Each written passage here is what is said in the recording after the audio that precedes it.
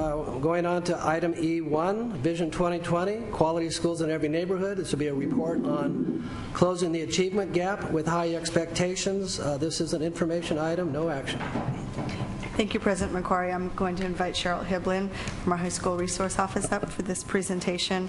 And tonight we'll be updating the board on Vision 2020 goal about closing the achievement gap with high expectations for all.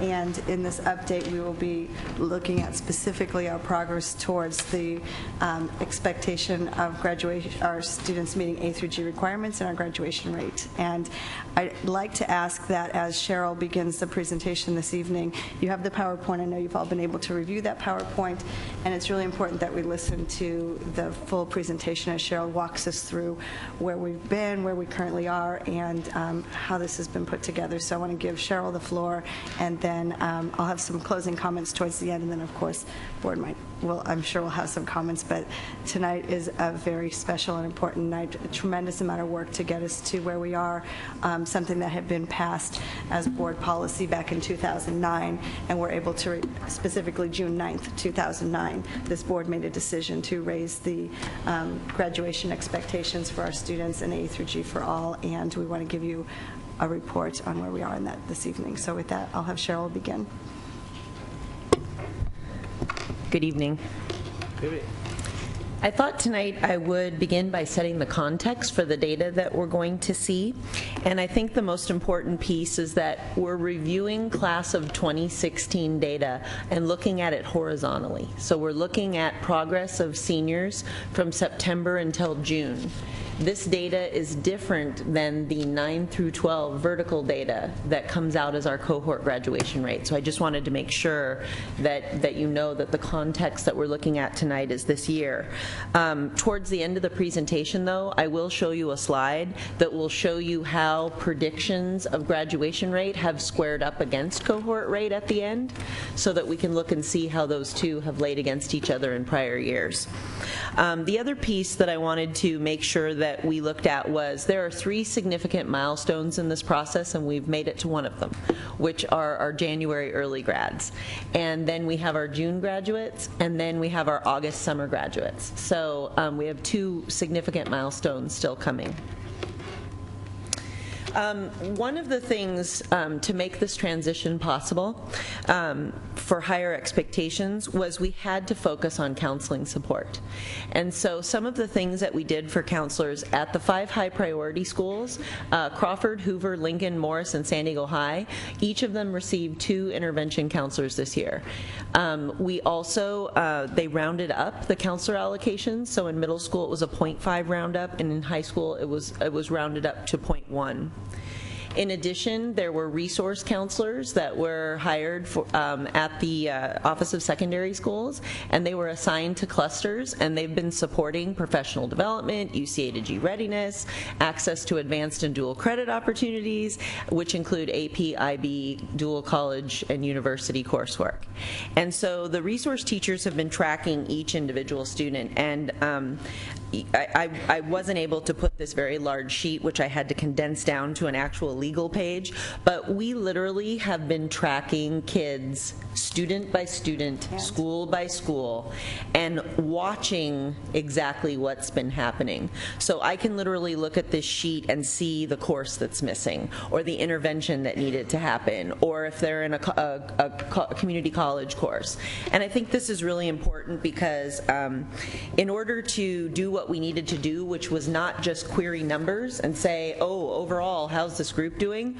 We looked at every child and we're at the schools and working with the principals to see, are they in the coursework that they need? Are they getting the intervention that they need? Are they in the after-school program?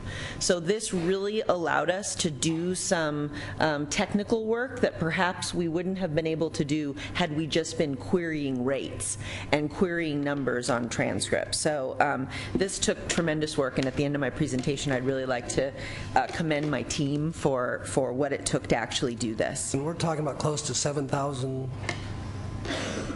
How many? So there are over 6,000 students that they were tracking day to day on these sheets. Just want to make sure people understood the magnitude. Yes, this is one school. Right. So we literally can, at any moment, look up a child. I can probably look you up.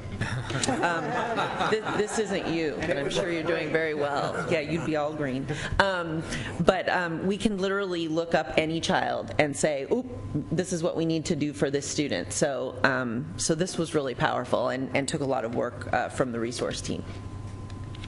So I just wanted to remind everyone what the changes were to our graduation rate before I report on some of the data. One change was that they had to do 2 years of the same consecutive foreign language or an equivalent. The third year of math had to be the third year of math. We eliminated unifying algebra, so they had to take integrated 3, and in some cases the sequence was in intermediate algebra, depending upon which sequence they had started with. ESL 5.6, this was a significant change because in the past, ESL 1.2 and ESL 3.4 actually counted in the graduation scope, and now ESL 5.6 was the equivalent of English 1.2. So there were 3 other courses to take. And then they had to take a year of VAPA, a consistent year courses back to back, the same credits. So what were the outcomes? Well, because there were concerns about whether the new graduation requirements would cause an exiting of students or an increase in math failure, we looked at some things very specifically as we were tracking this data. We were very careful to look at math, very careful to look at language, very careful to look at these pieces, and this is what we found out. So 174 students have already graduated early. And this number probably in years to come will be higher because of the ability to graduate early and take college classes before they go on to their next post-secondary step. Another very significant number is that 952 students demonstrated second-year proficiency in foreign language by passing the language other than English certifications. That's more than 4 times the number of students that did it last year, and I believe this number in future years will be higher if we are able to make sure that we have these certifications in languages that we don't currently have them in. Crawford is one school that will definitely benefit from this particular piece being expanded. And then the current data, and again, this is point-in-time data that we're looking at. The current data suggests that this transition that we've made did not result this year in higher numbers of students transferring in our senior class, and that it did not result in more students failing the third year of mathematics. So I thought those were pretty significant pieces in this work. So I'm going to show you some predictions about each site, and I think the important thing in that piece is to understand that in January, those graduates are complete district UC A to G graduates, pure A to G graduates. But what we will see in June and August is we will see a mixture of students who have met our standard graduation and some ed code provisions. So an example of an ed code provision might be a 17-year-old credit deficient pregnant minor that goes to Twain. And so we're going to see those mixtures. What I can tell you, though, is the results you're getting ready to see do not include the ed code provisions. They only include students who are on track to meet the new requirements.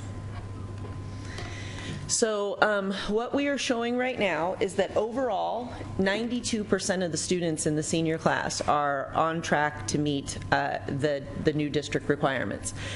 You can see in the content areas that there appears to be no content area compromised by this change. When you start to look at the schools, and oops, I won't read all of them for you, remember that this is a pure look at whether they met district requirements. So imagine if ed code provisions were added, what could happen to some of these numbers. But these results are positive.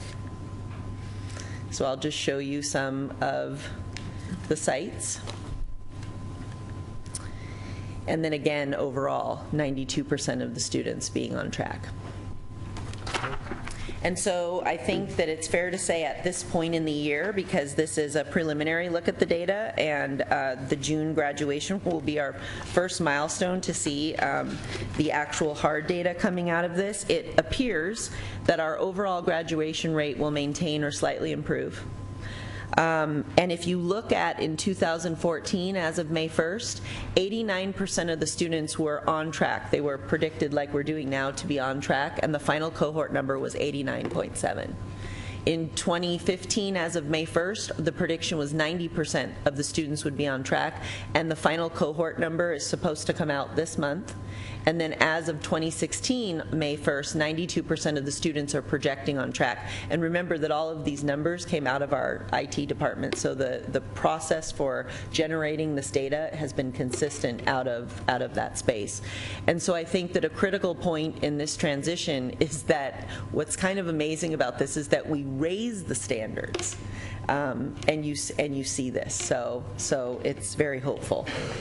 And then finally, what I wanted to kind of end with before asking if there are any questions, this work, it was massive. It was just massive.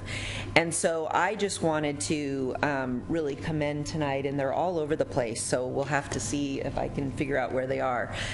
First of all, where's Franny Del Carmen? There she is. So this is a vice principal who came out of Mira Mesa and accepted a program manager job, and then I handed her this enormous effort where she came up with this sheet and then was working with me. I'm like, where is it? How's it going? Which can't be easy because it wasn't always in this tone. And she did an amazing job, and she was the leader of this group. So I just really wanted to say thank you for all your hard work and for managing my stress. And I would like to also commend the people on her team, Belen Bahena. Where are you, Belen? Are you in here? Steve Baker, who's sitting back there. Kelly Balzer, right there. Kristen Dunphy, there she is. Kim George. And Kara Teschner, who are her team, who really, you guys are just so amazing.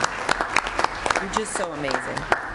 I also wanted to really commend, the principals, the counselors, my goodness, this does not happen if it's not a full team effort. And so the principals, the counselors, the teachers who've made transitions to different courses, to different students, it's just really commendable. And then I also wanted to point out, and I'm so glad Roger showed up, he's back there in the salmon shirt, but so I've been up here a few times kind of saying, we need a credit check, we need a credit check. So up rises from the teaching ranks this teacher at Patrick Henry who built a credit check for Patrick Henry, and then when I asked him, well, can you build a credit check for everybody by August? He said yes. So Roger Jaffe, thank you so much. Every counselor in this district, every secondary counselor in this district is going to be able to push a button, and you're going to save them 10 hours of grade level on the transcript check. That is just a gift, and you have a gift. You're coding, and you're amazing, and you're telling me I can have an A to G tracker with one punch too. August 5th, I will be waiting and ready. So thank you, Roger. And then I don't see Jeff Thomas. I know he had an engagement tonight, but my friend who I met when I was a teacher at Kearney, who's now the operations specialist at Sarah High School, he literally not only has built a master schedule tool that is helping us do equitable master scheduling, the kind of master scheduling where students with needs are scheduled first and given priority, but he also, thank goodness for Vincent Mays, who basically has been sharing Jeff with the sites and has released Jeff to support Lincoln, Crawford, and Hoover in their work, and hasn't said a word and has been so generous. So thank you to Vincent and to Jeff for all of their hard work. And then finally, some really amazing things are happening in these master schedule sessions. And so at Lincoln especially, it's been quite interesting. So Patricia Reese and Meredith Steinbaugh, who are the ELSTs. Can you guys raise? Yeah. So they sit in the master schedule planning, and we give the rosters around. They look at the kids, and if there are any things that need to happen, any priority that need to be given to the ELs, any changes that need to make, it's happening in real time. And they've been helping Sarah as well, and they've been helping other ELSTs in Hoover and Crawford learn to do the work that they've been doing on the master schedule team.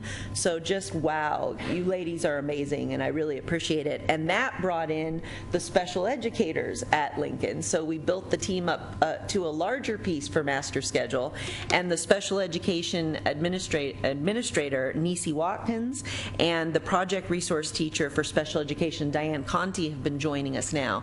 And so they're the two in the front right there. But these four, yeah, so the attention that Lincoln's getting right now, and the kids that are going to have priority, that are going to be scheduled with purpose, it's really going to be something, and it's thanks to these staff members. So I am ready for questions. So before we turn it over to the board for questions. And we have one speaker. Okay. Cheryl, thank you for your leadership on this, the way that you just recognized the team that's been alongside you as you've led this effort.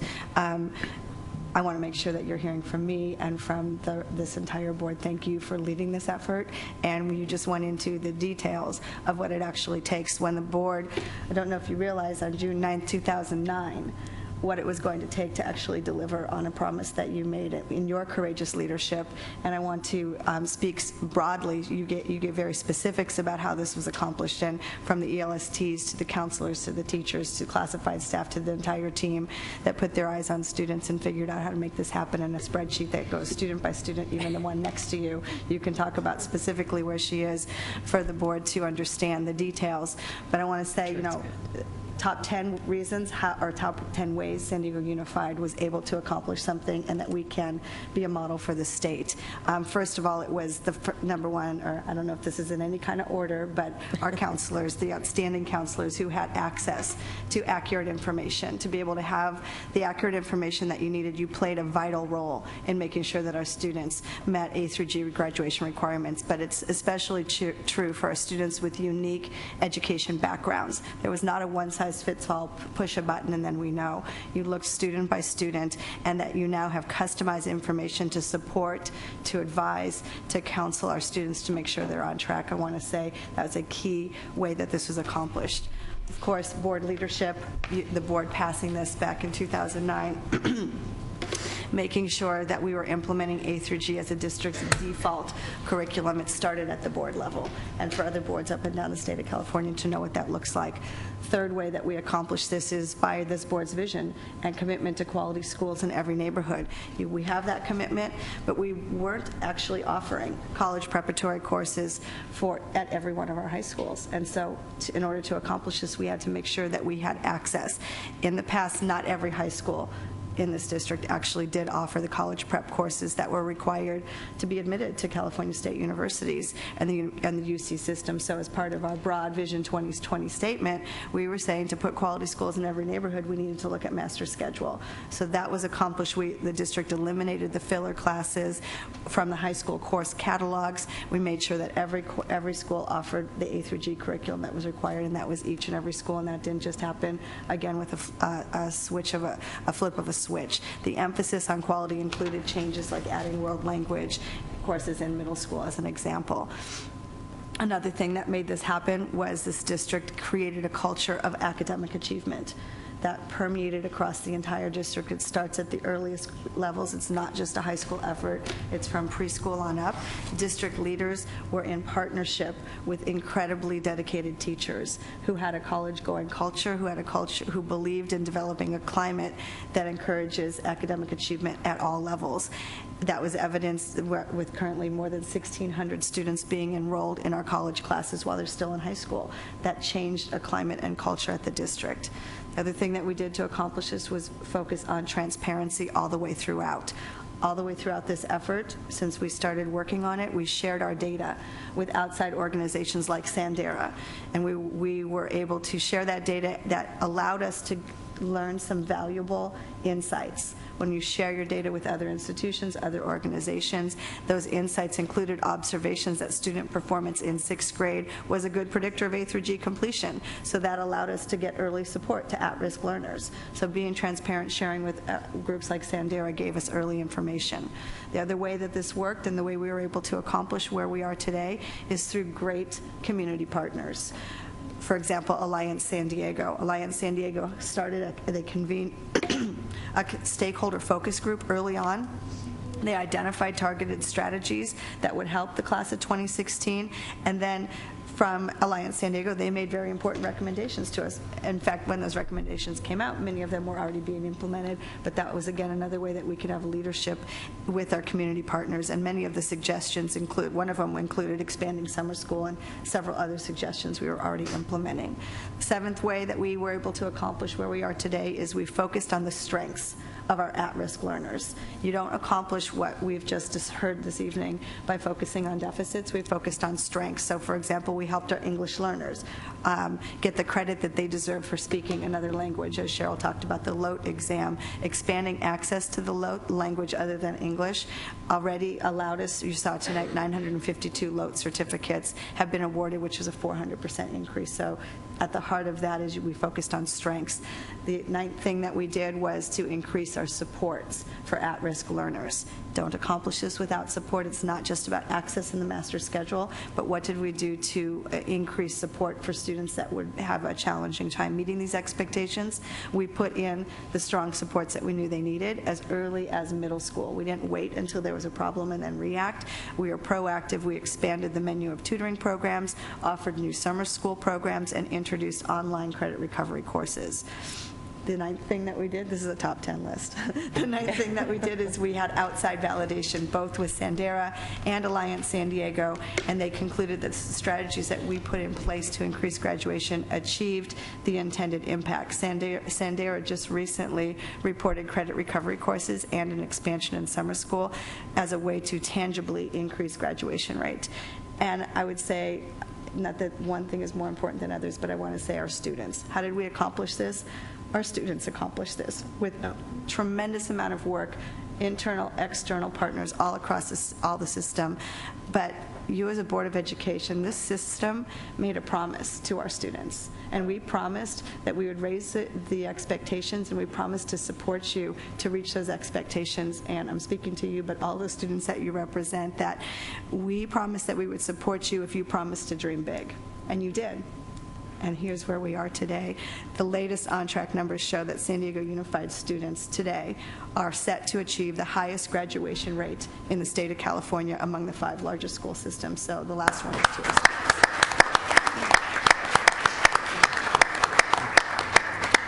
Excellent. Before we go to board comments, we have one comment from the public. Tasha Williamson. Is she still here? Yes.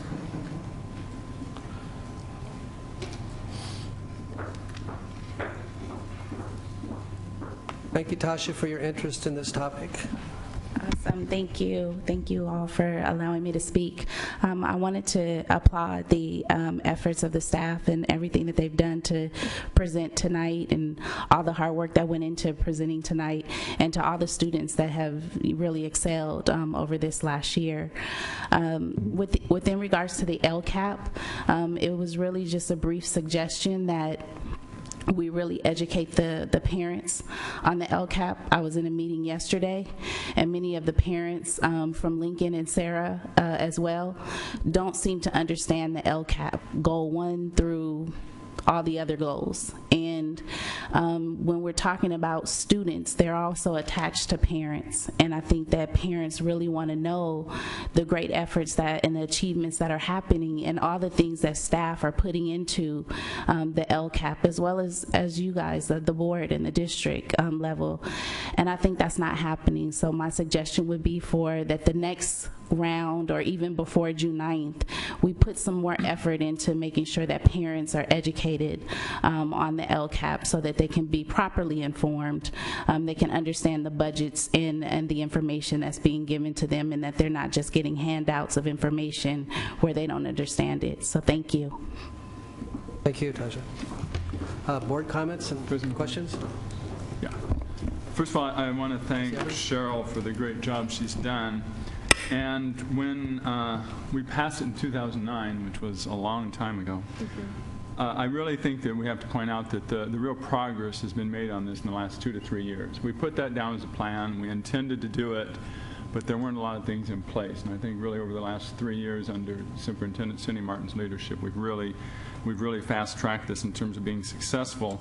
I think it's also important to remember some of the people, we mentioned Alliance San Diego, who are not here tonight to celebrate, but Andrea Guerrero and Matt Yagyagan and others from Alliance San Diego, other community members who very proactively worked with the board, the community, the district staff to make sure that we did this to overcome the most common objections. You're asking people to do something, the students to do something that they're not going to succeed at. You're actually going to create more failures. I remember a talk radio person in San Diego saying, okay, San Diego has just condemned more students to not having a high school diploma, in which case, you know what happens with people, he said, that don't have high school diplomas and so forth, that we were creating a track of failure rather than a track of success, and we can see the real difference here.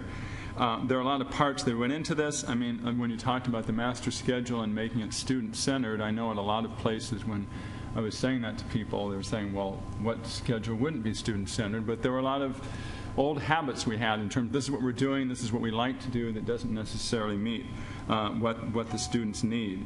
And so I think the two parts really were high expectations. So we were able to pass a resolution back in 2009 that we had high expectations for our students. But that doesn't mean anything without adequate support, because I remember even thinking at that time, if we don't come up with adequate support, we can't penalize the students that are graduating this first year in 2009. But when you talk about, it wasn't numbers, it was students. Each individual student, what are they doing in terms of succeeding? I think about when we looked at California standard test scores, we would say, okay, this is an 800 school or a 900 school, as opposed to what's happening. This is the average for the school, but what's happening with every individual at that school. And then finally, what's not mentioned here as much is about the teachers specifically, and because a couple of things that you reported. First of all, in world languages, that's a huge change in terms of have to be massive number of students that are taking world language that were not taking it before, and that makes a huge difference, and that was certainly a big challenge for all of these teachers who were able to work with them and they were able to pass the classes. I can remember working with a student from another district who was a senior and never had been advised that if he wanted to go to a four-year university that he needed to have the 2 years of language, and he was a good student, had everything else, but he didn't have that. So a lot has to be said for the world language teachers.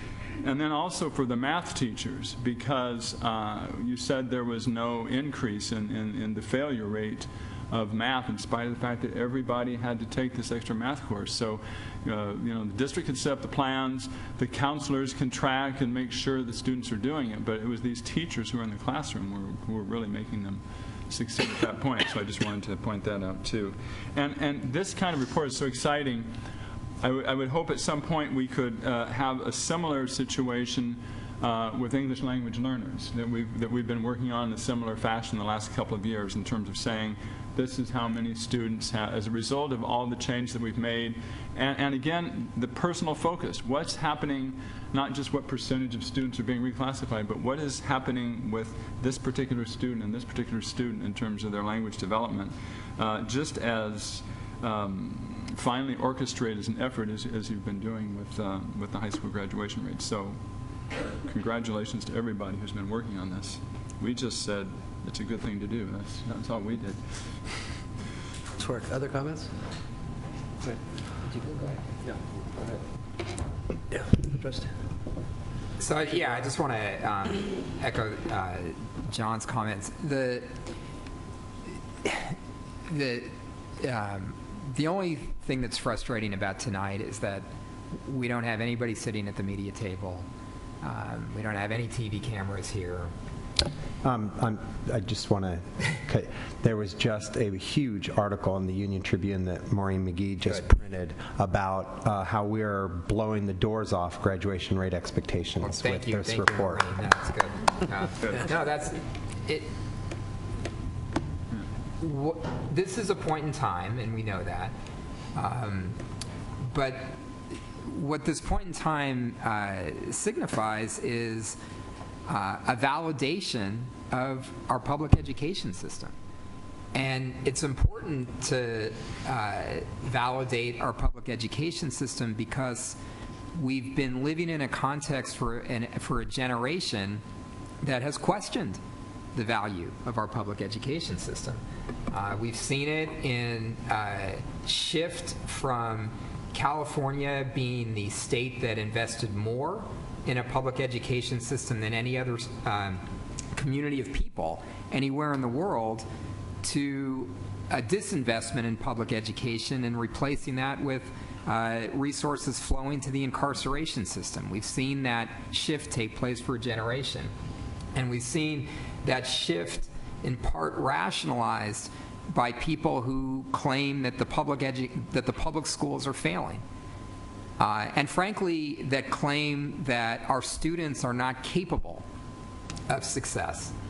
I heard a quote from Dr. Whitehurst-Payne on the radio this morning about a kind of a persistent belief that students are not capable of success, and where that comes from, and the confusion about why anybody would question that. But let's be clear, people have questioned whether our students are capable as our students have become more diverse. So let's not mistake the racism that's always been implicit in that question about whether our students are capable. Let's not mistake an economic system that continues to make it more and more difficult for families to make ends meet. All of those things have gone into a generation of rhetoric that claim that our students are not capable of succeeding and our public schools are failing, and therefore, rather than invest in our public schools, we should put the money into incarceration. That's the context that this point in time number is delivering within tonight. So when we talk about raising expectations, so when we as a board took this policy in 2009, we had roughly, 78, 79% overall graduation rate at about that time. We're now on track for 92% plus graduation rate. That itself is significant. What's more important, though, is the reason we passed the A to G for All policy is because only about 50% of our students at that time were graduating having taken the coursework that's necessary for admission into UC or Cal State. And those overall numbers were skewed by the fact that in certain schools and in certain parts of the district, nearly all students were graduating having met A to G requirements without ever thinking about it. Students came into school, they were put into an A to G curriculum. When it came time to applying for college, they had taken the courses that they needed to apply for college. And in other parts of the district, students were directed either away from an A to G curriculum or didn't even have access to an A to G curriculum, so students would get to the point that they're applying for college and suddenly realize for the first time that they had not completed the coursework that allowed them to apply and to enter into the Cal State or UC system.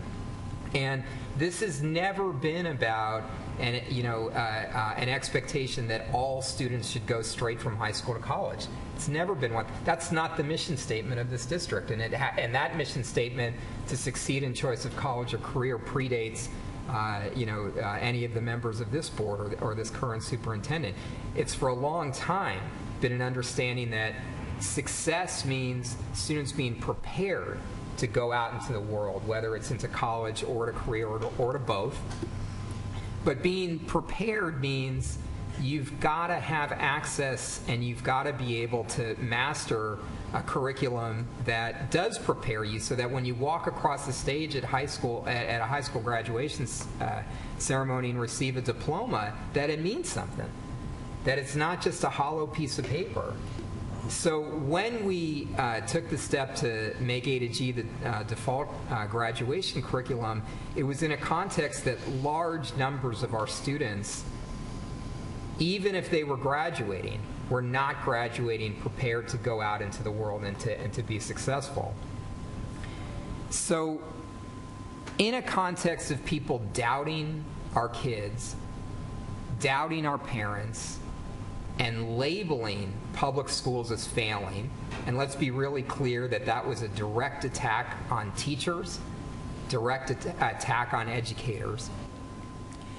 What we've seen is a district pull together and remember this context. Over the course of the worst budget crisis in the history of this district or this state, during that period of time when the easiest thing to do would have been for our entire community to pull apart from each other, we actually pulled together. Those extra counselors in the schools that we talked about were actually the product of a collective bargaining agreement between our teachers union and our district that said we both want to make sure that we're investing in kids having access to the counselors that they need, in extra staff and support at our highest poverty schools through a collective bargaining agreement to get there. Show me other examples of a community pulling together in that way.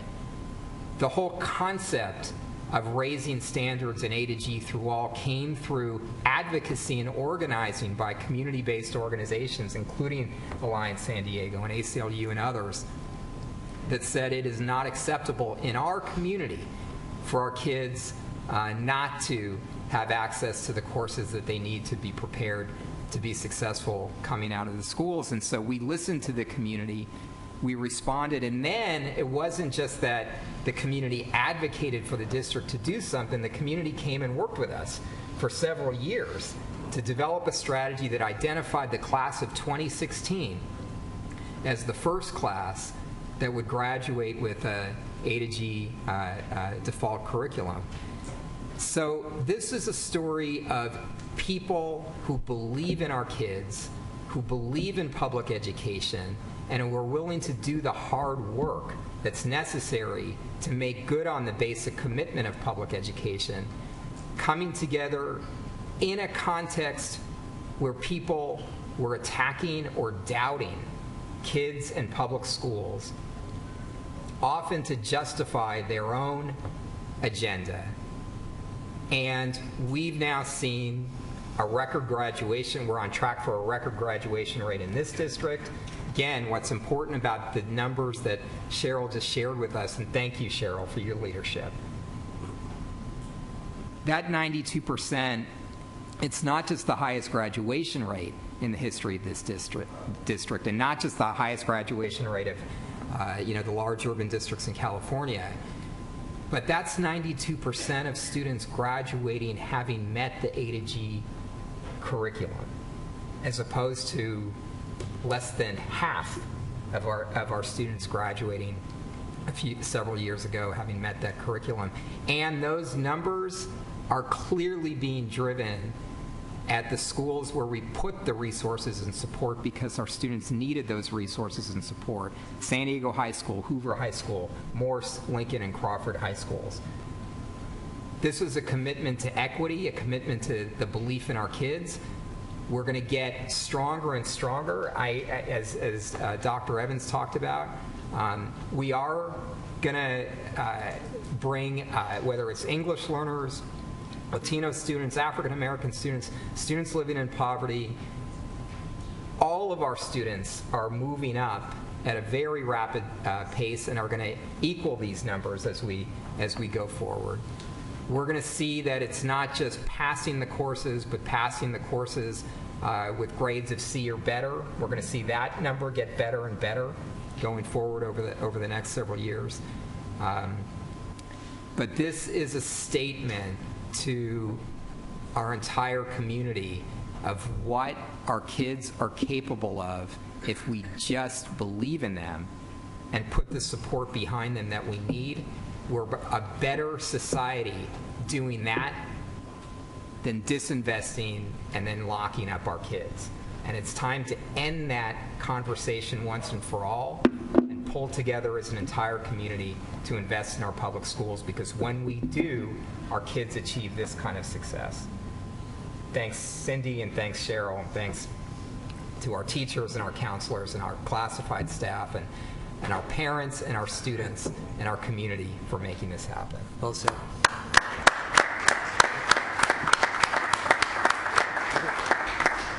Other comments? Trustee Pfizer? I just want to echo Trustee Barrera and Trustee Evans' remarks. Thank you so much, Cheryl, and all of your team and the counselors and the teachers and the principals and the students.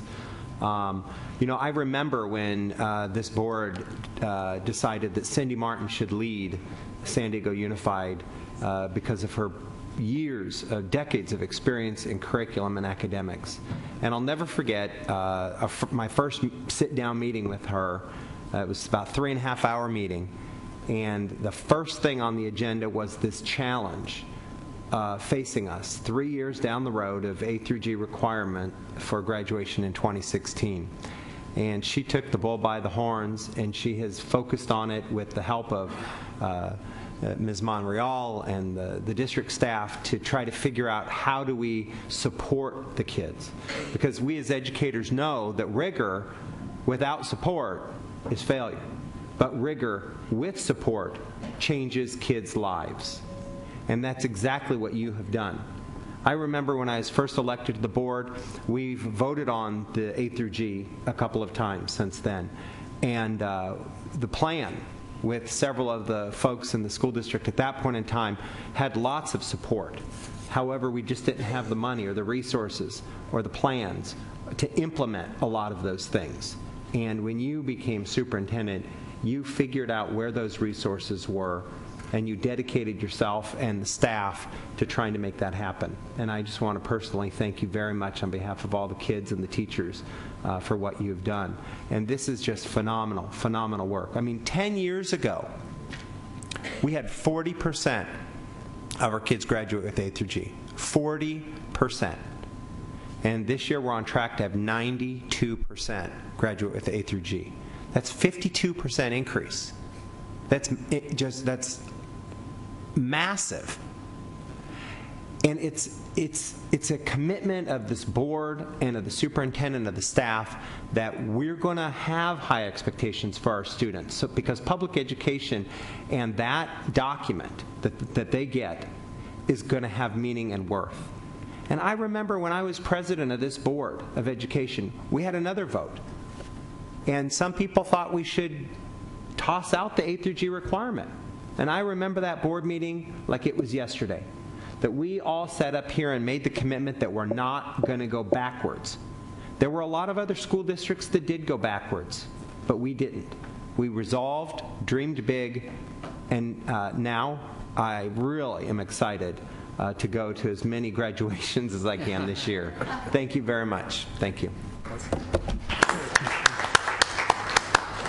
Sharon Weatherspoon? I am at a disadvantage here because I've only been here 2.5 months, and I don't have all the history on that.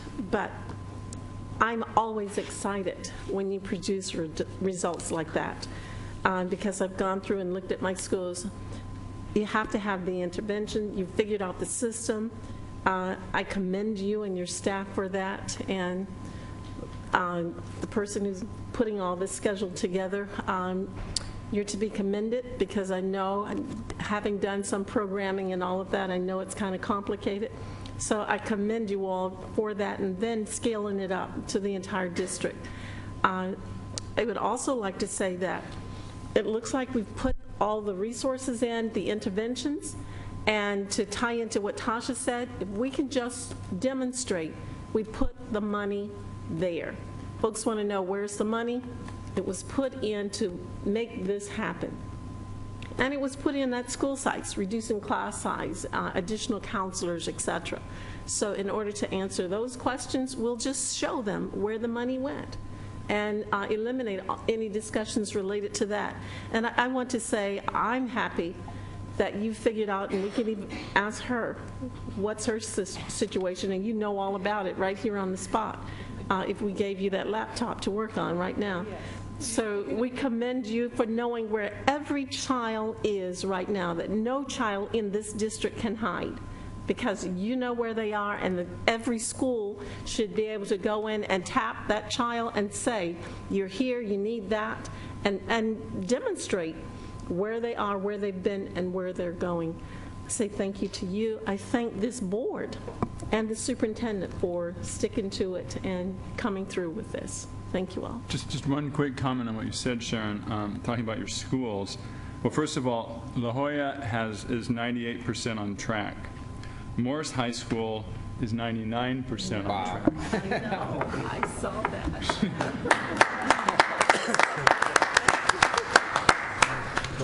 Yeah, I also want to thank you, Cheryl Hiblin, and your team. In other circles, they'll say it takes a village to raise a child, and here it's obvious that it takes a team to raise our graduation rates, and your team has done marvelous work and has made that possible. I did my master's question was on what happens with high expectations and student outcomes.